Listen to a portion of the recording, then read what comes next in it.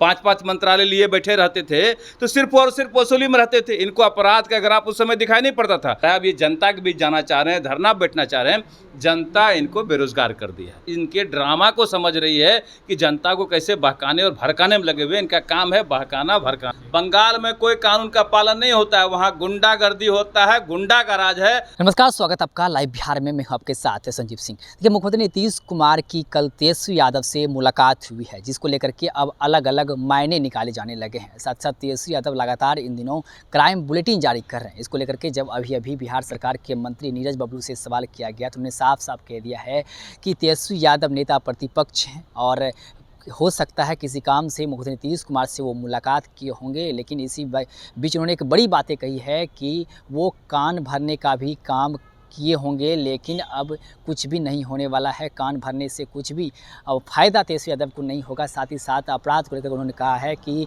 वो अपने माता पिता के कार्यकाल को क्यों नहीं याद करते हैं। साथ ही साथ इस मसले को लेकर के और भी क्या कुछ कह रहे हैं नीरज बबलू, आइए आपको सुनाते हैं। देखिए, सबसे पहले तो हम ये क्लियर करना चाहेंगे कि क्राइम पे यानी कि अपराध पे आरजेडी के लोगों को बोलने का कोई अधिकार नहीं है। जिस तरह से आप याद करिए, हमेशा हम लोग नहीं याद दिलाना चाहते जंगल राज, लेकिन वो लोग नहीं भूले हैं 90 के दशक में जो स्थिति बिहार की थी। और फिर बीच में जब जब इनको मौका मिलता है तो ये अपराध का ग्राफ बढ़ाने में लगे रहते हैं। जब जब इनको मौका मिलता है अपराधी बेलगाम हो जाता है, सत्ता का संरक्षण मिलने लगता है, आरजेडी का संरक्षण मिलने लगता है अपराधियों को, तो अपराधी उस समय बेलगाम होते हैं। उस समय इनकी बोलती बंद रहती है, उस समय इनको अपराध का ग्राफ दिखाई नहीं पड़ता। उस समय ये काला चश्मा लगा लेते हैं, काहे कि इनको मंत्रालय दिखा पड़ता है।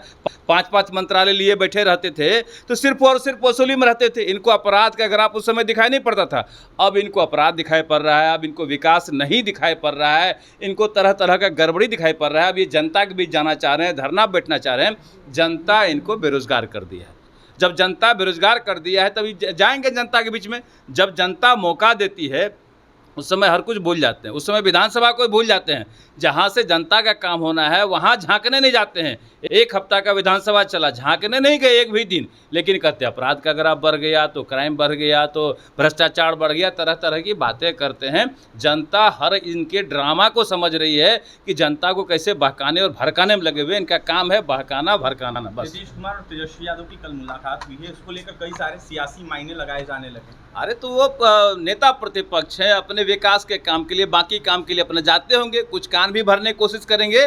लेकिन ये कान भरने का इनका काम अब नहीं चलने वाला है। लोग माइंड मेकअप करके बैठे हैं, चाहे हमारे एनडीए के नेता हो या जनता, इनको पुनः सत्ता में नहीं आने दे रहा। बंगाल में कानून पारित किया गया है जिस तरीके से, उसको कैसे देखते हैं? देखिए, कानून अच्छी बात है, कानून का पालन भी होना चाहिए।